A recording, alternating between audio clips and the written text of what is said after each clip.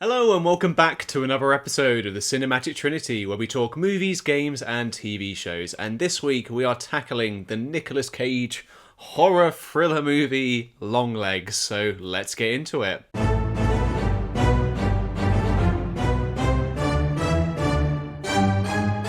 So yes, Longlegs, the long anticipated horror film with Nicolas Cage. I wouldn't even say anticipated. Like, I feel like I only jumped on the bandwagon like a week ago because of like the trailers that have been coming out. I feel like I saw a trailer last week and it said like this is the like scariest horror movie of the last decade, and I'm like, right, okay, that's I can't name a horror movie in the last decade that's been like particularly scary. Yeah, maybe Hereditary. Yeah. But then it's like, okay, so this has got some pretty big boots to fill from the offset. So they're hyping it up quite a lot. Yeah, definitely. Yeah. And I think on the trailer as well, it said like 100% on Rotten Tomatoes, but then it caveated it with like as of this date. I feel like you can't use Rotten Tomatoes as like Yeah. I feel like not for like a trailer. I feel like you can do like a social media post where it's like, oh, it's debuted to this amount, but yeah that's not going to hold up. But definitely strong marketing campaign. I liked what they did. The trailers were good. They really tried to hype up Nicolas Cage's face reveal because they just didn't show it at all. Yeah. Did you watch like the heartbeat monitor like trailer? No. That was an interesting one because they showed like the first scene where Marika Monroe's character meets Nicolas Cage in like makeup. And it's like, oh, her resting heartbeat is 76 beats per minute, but in this scene with Nicolas Cage it went up to 170. So you're like, oh, what does he look like? Yeah. Really trying to build it up. But yeah, I feel like it worked to its detriment, I think, in terms of like, it made us want to go see the movie, really got us interested. Well, did it work to its detriment then? Because it got us in the movie theatre. Yeah. We gave the film our money. But I think in terms of like trying to make you think, oh, this is going to be the best thing ever, I feel like this has been a thing where anything that says it's the scariest film of all time or like, past decade, just don't listen to that. It's not true. Yeah, it's so like, especially because horror is so subjective. Like, because I mean, some people, I feel like this could make you very uncomfortable. That's the thing; it makes you uncomfortable. It doesn't necessarily spark fear, or any of those. Like, it doesn't elicit that emotion for me. Especially in comparison to like a lot of the horror films that we've watched, like even in the past year. Like, I would say this one is more unsettling, but it's not a horror film. It doesn't feel like a conventional horror film. It's not jump scare like horror. There is like probably like one or two in the movie, but it's not its sole like thing about making you scared. It isn't jump scare. It's all like it will make you just feel tense, and then like there'll be kind of some payoff in like some of the scenes. But I think we came out of it and we were like, that shouldn't have been advertised as a horror film. Thriller, like you could have gone away with. Thriller, definitely. Yeah, but horror. Yeah, I think it does struggle. So we'll get into it. We'll do a little spoiler section in a bit, but we'll give our brief thoughts because I feel like there's not too much to touch upon. We did, as a thing, we left the screen and we didn't know what to think about the film we just watched because we saw it with our friend Isaac and we were kind of saying like, I feel like it was good, but there were bits about it which I just don't. It really isn't like a masterpiece or like the best film of the year kind of thing. Yeah, there's so many like little points and like little nitpicks and just like story decisions that I felt like they could have been changed. Yeah, and it would have elicited like a much stronger film overall. Yeah, because the basic like premise is it's like they're hunting down a serial killer like Nicolas Cage's Longlegs, who's like this serial killer who's been going for like 30 years. Marika Monroe's like an FBI agent, so she's been tasked to like help investigate, and that's the film basically is like, let's try and stop Longlegs, let's find him. So yeah, it definitely could have like been better story wise. I feel like, especially like we'll get into it, but the last like third of the movie, like the final twist it has, very much like doesn't completely derail it, but you're kind of there a bit confused, a bit like, oh, okay, this is where we're going. Let's see what happens, and it feels very unfulfilling in the end. I think like you don't come away with it being like, whoa, that was amazing, that twist really exceeded my expectations or whatever. You just come away and you're like, we honestly didn't know what to think. It was just there's no way to describe it, just like as as we finished the film, it was like, okay, we've finished the film. I don't really understand where I need to go from here in terms of like my enjoyment or thinking or understanding of the film. Yeah, because like there are good bits about it. Like the performances I thought were very strong. I liked Marika Monroe's character, like as the FBI agent, Agent Harker. She's very good because she does she's like socially awkward, so she's got like a little bit of like charm to her. But then she's also like she can really play being like terrified and like in intense situations. Yeah, and then you got like Nicolas Cage, who like. I don't know. I don't know what to think about Nicolas Cage in this movie because I do like Nicolas Cage. He's he's not like the greatest actor like ever, but whatever film he's in, like he's fun. In this film though, I really didn't know. Because in the trailers again comes off very like unsettling, and you're like, oh, is this like Nicolas Cage as we've never seen him before kind of thing? But I just didn't know.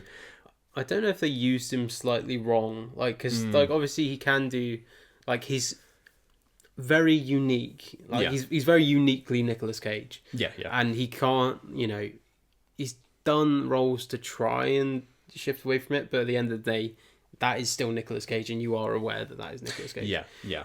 So at the times where he's doing like there's like points where he's singing and stuff like that. I don't know if there's a way that they could have made it like they could have given him some direction. It's just like, can you make it sound like a little bit more unsettling? Like I know Isaac mentioned about like the Tiny Tim, like the one that does like Tiptoe Through the Tulips and stuff like that. Yeah. And like he has, at the time when those songs came out, they had a very innocent vibe or whatever.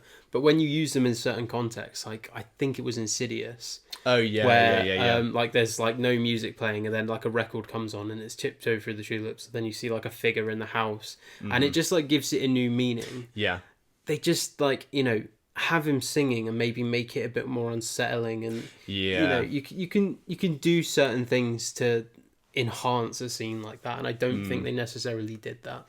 Yeah, it could have been like, especially those bits where he sung, like really kind of took me out of it, because like otherwise I feel like because he does exaggerate like what he's doing, like he is just very much like he is a crazy like serial killer, like he like kills children and like harasses families like and that. So it's like bits from the trailer, like he interacts with like a kid, and like that bit's terrifying when he that's like the opening of the movie when he interacts with this kid, and it's like what's he gonna do? And like the way he's talking, like, oh hello, birthday girl and stuff like that is all very like it's uncomfortable, isn't it? Yeah, but then suddenly it's like it's just the context is this woman's just like, oh, who are you? And then he just starts singing, so it's just like I really didn't know. I was like, oh god, please, like just dial it back ever so slightly. Don't go full like I'm gonna start singing now for no reason, and then it's just it becomes satire at a certain point, doesn't it? So it's which is a shame, because there's bits where like he does come off as being like unsettling, like in the. You see like bits in the trailer, the interrogation scene he has with Marika Monroe is really good, and like he does go for all Nicolas Cage in some bits, but then other times it is like he's still going for it, but he's pretty like he is kind of scary, like you are a bit like you're quite intimidating here. But I think he still did a good job here. It's just maybe it could have been a bit better. Yeah. I think so. Yeah, performances were strong. I think just the overall look of the movie I liked. We were saying in the car, like afterwards, it just seems like a weird thing with like old movies where like if it's back in time, it goes to like a short aspect ratio, and then modern day is like a wide. But I like that. It's like I didn't mind the effect of it, and like how they kind of they like the opening scene was that. Yeah. And then like as the like title screens were coming in and showing all the like actors' names, it like slowly comes out, which is cool. Like, that looked cool. The kind of visual editing and cinematography of that, is obviously. It's nice, and it's not normal, like like kind of standard films don't do that. So it's nice that they're kind of putting that twist on it to appease kind of people like us. But I don't know. Yeah, I think that's the thing. It's like so many things work, and like we can be like, our performances were good, it looked good, the soundtrack and stuff like good. Yeah. it just for some reason they just didn't come together well. Like all the positive reviews I've seen, like, you know, this is the best horror film ever. You just come out like when that happens, like when it's hyped to like all hell, and you come out of it and you're like, oh, that was just alright. You feel like, did I miss something? Like, is there like, am I kind of an idiot for not understanding this? But yeah, it just did not. It was funny, like our entire group was like, that didn't gel, because I thought maybe it might be like, yeah, a couple of us like it and one of us didn't, kind of thing. But no, we were all like, what was that? What did we just watch? Like, what did we just witness? So let's move on to the review scale, because there's not much more to talk about with the movie. So on our scale of things, the new scale, which is at the bottom of the screen, I think, Kyran, I'll go to your typical. It's all right. It's an all right movie. Thing is, I normally do, so like, let's just recap what the scales are. So it starts with, you got awful, boring. What I just said. It's all right. Then you got go watch it. Okay. And then masterpiece. Right. Okay. Yeah. I mean, my go-to was it's all right, but go and watch it, wasn't it? Yeah. So I was like in the middle there. I think for this one, it's strange because did I like think it was good enough to like tell people to go and watch the film? Right. Yeah. I don't really know. I don't think I enjoyed it enough to like tell people, go and spend an evening to go and watch this film. Yeah. Which is a shame, because it had all the elements there, like we were saying. It just didn't go together properly. So it's, you know, it's all right. It's an all right film. Yeah. I feel bad not saying like go watch it, especially like independent film and stuff, or like, you know, your lesser not blockbuster movies. Like, it always feels a bit bad. And like, you know, I do like Nicolas Cage. I liked everyone who like was part of the movie. It was just, I just honestly can't say for me personally it worked too well. So I think it's just, would I rewatch it? Probably not. So I think it's all right is where I'm gonna have to sit on this one as well. Yeah. I mean, that's the problem, because like you know, we have the actors, we have the soundtrack, we have like all of these bits that do well. But just why it didn't work for us is it's a weird mystery. It's a really weird mystery. But let's just go into the slight story stuff now. So here is your spoiler warning. Spoilers ahead. I suppose before we get into spoiler warning, I just want to make like a slight anecdote, because it makes me laugh every time I watch a film in cinema. Because I think of like the Family Guy clip where like they go into a cinema, and it's all of the like the film company like trailers. Yeah. Because there was one in this where there was like a bear outside, and then like the curtain pulls and there's a child looking at it, and then it's like Bear Productions or something. And it just makes me chuckle every time I go and watch a film. A ridiculous amount. Like I bought a notepad to like bring in as well. Why don't I try making notes during the film for a change? Didn't work too well, but literally the first thing I wrote was too many logos at the start of the film. There was like 4 or 5 logos at least, and then it went in and did like the opening title sequence, and then it said all of those names again, and it's like, you know, I've already seen their logos. I don't need to see now like it written down. It's such a weird like one that warrants it, you know. Like when do we have to draw the line of just do it once? Like, you know, I feel like you can do the big studio ones, but if it's like the smaller production companies, maybe just keep it in the text crawl at the beginning. Like, I know it's like that, you know, they're funded from these places, so it's obviously you want to give them recognition so that like people know that these films are made by these studios. But at the same time, it's just like this is ridiculous now, because it's like it was like a minute and a half of seeing these companies for like an hour and 40 movie as well. You're really eating into like your movie time here, just showing us who made the movie. But as like an aside, I definitely thought the same. Every single time it's always the Family Guy sketch, and it's just ridiculous, because I don't even like Family Guy anymore, but it's just like, you know, there's some echoes, isn't there, like really relatable stuff. That's a really good sketch. I love that one. It's like, all right, here we go, movie starting. Oh wait, no, it's not. No, it's not. So the movie kind of begins. So there's a few like good tense scenes. So you get the first bit where it's like a younger Marika meets Longlegs, and that's when it first gets introduced. And I love how like the film tries to again tease that, like, oh, you're not gonna quite see his face yet, because it's like the opening like title card is he's bending down, and just as you're about to see his face, it's like Longlegs. So they do that a bit, and that was a really good opening as well. Like, it was a strong start to the film. Yeah. So she like goes outside, like a car pulls up, and it's like, what's going on here? And then suddenly turns around, there he is, and it's I like the framing as well because it's like literally just the bottom half of his face you could see, so it's just his mouth, and you're like, oh, what does he look like? Show us his face. So that was a really good opening, and then like later on as well, when she's like investigating Longlegs, she goes back to like a cabin in the woods, and he like appears in the forest. Like again, that building tension and like what's going on here.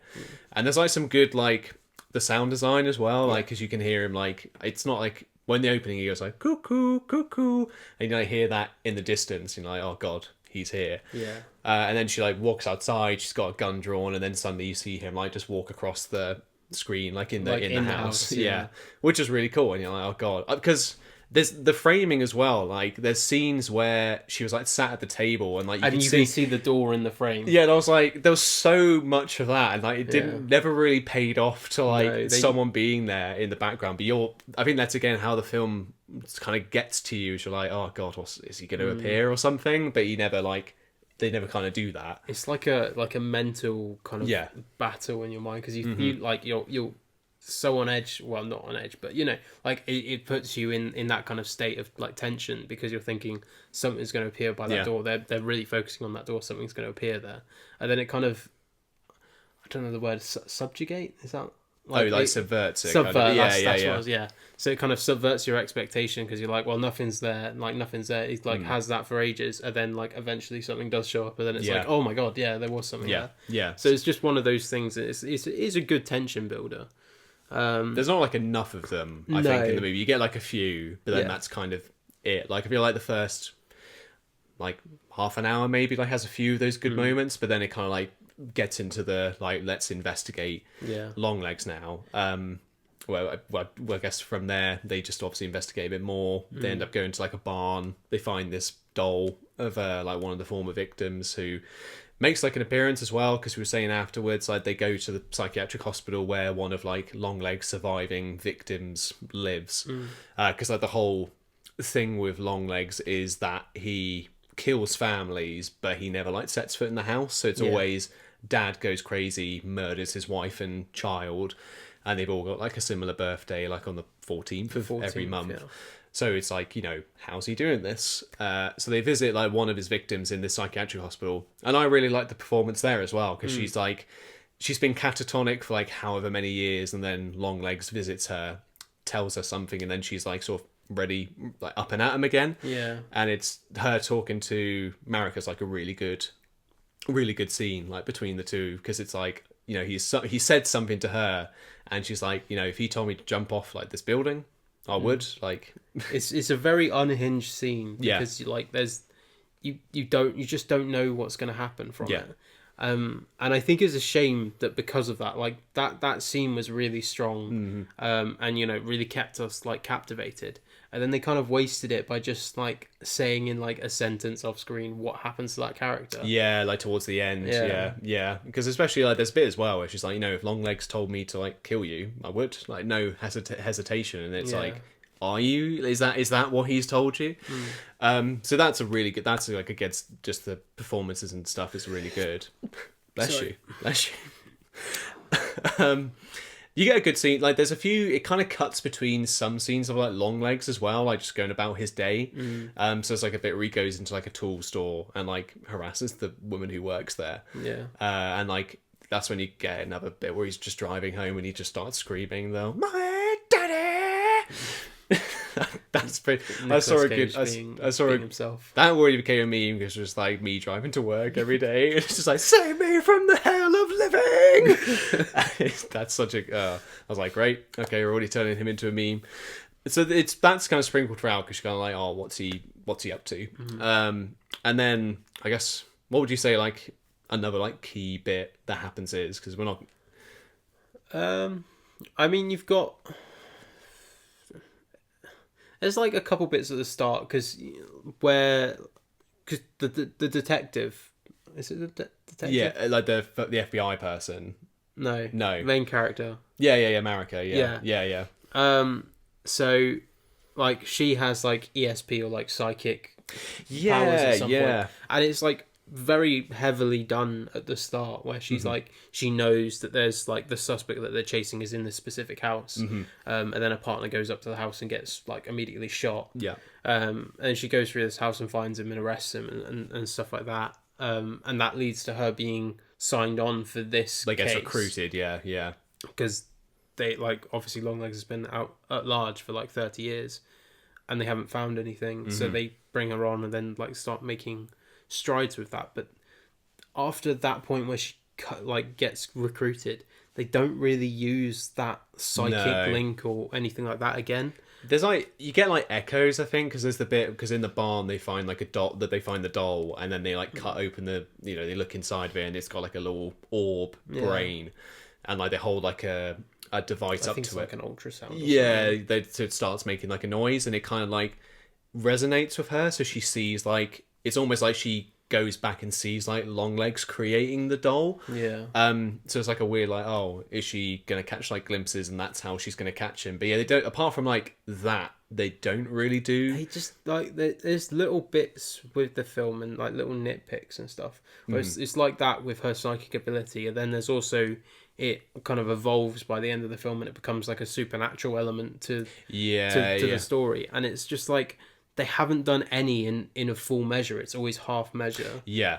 And I definitely feel that if they committed to either doing it like entirely, like, you know, more supernatural and really focusing more on that aspect, or they took away that, still maybe kept a little bit of a like kind of psychic link, but, you know, maybe just have it as kind of, it's like not a hunch. Yeah, it's not like you want it to be like she goes full like X-Men and she's like, die Longlegs, I'm going to defeat you. But yeah, if it's like actually used to like a degree, I don't know if they can tie it into the more supernatural side, like maybe Longlegs is like influence, like inside her head kind of thing. Because we said that as well, like if the twist of the film was going to be Longlegs was like never real, he's just like a manifestation, like all his victims' heads, would have been like cool. Because the end, like, the twist really is they do capture Longlegs. Like, she finds a picture of him at like her house from when, like, the beginning of the film. They do like the shortest manhunt. He kind of, I guess, turns himself in, but they kind of just find him really quickly. Yeah, that's happened far too fast. Because especially because like the chief's like, you know, are you sure you want to do this? Do you want to start a manhunt based on this picture? She's like, yeah, I do. And then it's like, oh yeah, we caught him. We got Longlegs. Got him immediately. Yeah, so they like take him into custody. That's when you get the like full face reveal of Longlegs, which there's a cool like transition actually, because it's when he's still on the side of the road, like when they arrest him. It's like focused on the doll's face, and then they like slowly fades into Longlegs' face, and I was like, that's actually a pretty cool like way to do it. And like especially that bit on the road, he did look very creepy. But he's in like custody. Obviously, he's being interrogated by the police. They're like trying to figure out, and then that's when you know, Agent Harker speaks to him for the first time to try and figure out what's going on. Yeah. And there's some good like interaction between the two. Again, Nicolas Cage goes full like Nicolas Cage, and it's sort of, he ends up killing himself as well. Like, and again, it's kind of left. She's like, "Who's your accomplice? Like, someone must be helping you. What's going on?" And he kind of gives like breadcrumbs as to what's happening, and then just bashes his head on the table, kills himself with like a, you know, Hail Satan like at the end.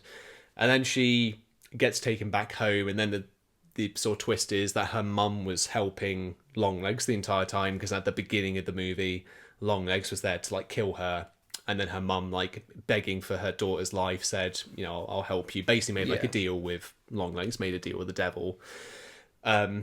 And like how the murders worked is like Longlegs is like a doll maker who has like, he obviously, you know, loves Satan, loves worshiping the devil, and like he can somehow put inside these dolls like, I guess like a corruption kind of thing, because it would essentially be like Agent Harker's mum would deliver the dolls to the victim's address, and they'd look like exactly like the kids at the house. They take the doll in, and then the doll would like instantly sort of drive the parents like crazy. I think it's like a thing, because they said that they've got to be welcomed into the house, and that's like kind of the role of the accomplice and why she's dressed. I think as like a sister of like a church. Well, I think because he like Longlegs is like, oh, congratulations, you won something in the church raffle or something. And that's the guys they go under is like, oh, you've won this doll. Here you go. Yeah, and they like welcome her in with the doll, and that's like, you've welcomed the devil into your house kind of thing. Yeah. So, I kind of get that, but then it's just the execution of how they did things just didn't sit right with me. Yeah, it's a weird one because especially like just because of what it is, it's like there's not any explanation as to how like did Longlegs just meet the devil one day and like did like make a pact with him kind of thing. Like it's a bit of a weird because obviously they do hammer it like, oh, he loves Satan, he loves like he's very like he just devil worship, like loves it. But then it's not explained like his connection really to it because obviously he can somehow do this magical like occult ability. But it's never really expanded upon. So she sort of takes the dolls in, they drive the families crazy. She has to like be there to witness like the killing as part of like the deal she's got. And that's about it really, and that's how it works. So at the end of the film is like her mum that's kind of got like one last job, and it's the police FBI inspector's daughter's birthday. So she goes to their address and like things have already gone downhill. Like the father's already crazy. He's already killed like his wife and is about to kill his kid. That's when Agent Harker shoots him, kills him, and then her mum goes like again full like Hail Satan, tries to kill her and then gets shot. And then she goes to shoot the doll that's in the house to stop it causing any harm, and her gun jams. So it's like, again, is the devil here? Like, is he stopping it? Yeah. And that's where it ends. So, again, I felt very unfulfilling because it's like, right, okay. I just honestly didn't know what to think about it as like a twist, like as that kind of twist. Because you can do things where people are thinking it's supernatural, like people are like it's not, it's nothing to do with it, and then they introduce it and they're like, oh my god, it actually was. Like that can be done well in like some films, but this just didn't. It was the execution of it and the kind of delivery. It just didn't work. Yeah, if they did a thing where they really lent into the whole like Longlegs can't be human, like this is not humanly possible kind of thing, like that could have, and then it's like no wonder he's like he worships the devil, he's obviously got help from the devil. That could have worked well, like, again, if they kind of leaned into that, but otherwise it's just kind of like, he clearly must have like a cult of followers, like accomplices, that's how he's doing these murders. And then it's like, oh wait, and the devil's there too. So I just didn't know, it's like it didn't feel very well executed, and it could have been all right. And there's confusing elements where, because when you find out the twist about the mum being the accomplice, she's got like another doll of the main character, Agent Harker. She like shoots it, and then like it knocks Agent Harker out. So it's, again, I don't quite get what that was about. I think it severed the link to the doll, right? So like she was no longer beholden to it or something, because it was meant to be like, Longlegs is gone. This is one last job. She's got to fulfill it, and then like the cycle's broken. I'm not sure. That's how I interpreted it. Yeah, I'm not. I really wasn't sure, because I know like another thing we thought could have been like, again, if that was the twist, like all of like the, if it was like a surviving victims thing with like sleeper agents, because that's kind of what they did with the psychiatric hospital woman, because like, Longlegs activates her. So you're like, is she gonna like try and kill someone? Is that like who they're gonna have to stop? But no. Or is it gonna be that the Agent Harker is like a sleeper agent, because obviously she met Longlegs, she's kind of like repressed the memories, but is that like him doing it, or was it him that got her like a job at the FBI to like it? I feel like it could have been a better plot. That's the thing. There's like changes and tweaks and adjustments to the story, which would have made certain points more interesting. Like I feel like the sleeper agent thing would have been a lot more interesting if like he had more than one accomplice and it was like the surviving ones, like we said, or like whether maybe the children got corrupted by Longlegs when they came into contact with him, and then like you know, that's what drove the father crazy, because he's like, Yeah. you know, he's possessed, like, my child's possessed by the devil, I need to free them all. Because there is like a phone call as well, like when she's listening to the evidence, there's like a 911 call of like a dad being like, that's not my daughter, like what's happened to my daughter. So you think, oh, is he doing something to the kids, like, but no, it's not. No, it's really. I think that's probably it. I think that's probably the nail. Like we've said, all these things are good, performances, everything like that. I think it is just the story. Yeah, is what lets it down, and why we walked out of there being like, what was all that about? Which is a real shame. Like, I don't know what my ideal version of this film would have been, but I really wanted to just be blown away by it. And like some bits did blow me away, and like I thought it was good. But yeah, overall, just the execution just did not hit the mark. I feel like quite a lot of people could walk out of this being confused, like, what did I just watch? What was all the devil stuff? What was that twist? So I just don't. I really don't know. And that's the thing about this movie. Like, it's so frustratingly, it's all right. Yeah. Like, and I really want to like recommend it to people, but I just can't bring myself to. In good conscience, I can't. Yeah. Just. Yeah. It is. Fundamentally, it's a shame. Yeah. And that's all I can really say about it. Yeah. It's just a shame that it didn't manage to come together when it had so much going for it. Yeah. Do you reckon if like the marketing campaign wasn't so good, like in trying to promote this film, like, and you kind of went to go see it, like, would that have tempered your expectations a bit? The problem is, I don't think I would have gone and seen it. Yeah. And like, you know, no one can fault the marketing of this film, because they did a very good job. Yeah. You just need to fault the writers a little bit for, you know, nobody's perfect. No one's going to make like a 10 out of 10 story like every single time. Well, it's not going to be like Hereditary, is it? Like, you know, that again, I don't think that had much marketing, but that was like it's the same here. Like, it's word of mouth that's making people go see it. Yeah. So it's just one of those things that happens. I'm sure eventually, like, someone will just like hit like the perfect spot of like a horror thriller, and you know, you'll just like, it's just not happened. And this was not. It was close in bits, but it fell short. Yeah, maybe if they tried like another, if it was like, well, I guess you can't really do Longlegs 2 because Nicolas Cage would be in it. Yeah. Or even if you did.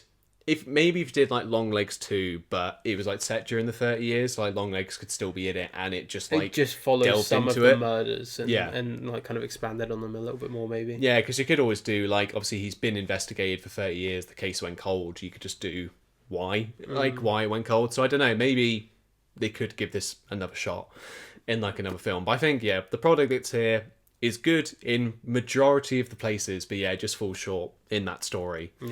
Yeah, I really don't know what else to say on that, but I think that was a good ramble. That was a good. What a weird movie. What a weird film. Truly. But yeah, I don't know. Would I say you guys go watch it? I want to say thank you for watching our episode of the Cinematic Trinity. Yeah. We will see you guys in the next episode, where I'm pretty sure we will be reviewing The Boys on Amazon Prime. Yeah, The Boys. We're going to be reviewing The Boys, so we will see you guys in the next episode. But in that meantime, I've been Michael. And I've been Kyran.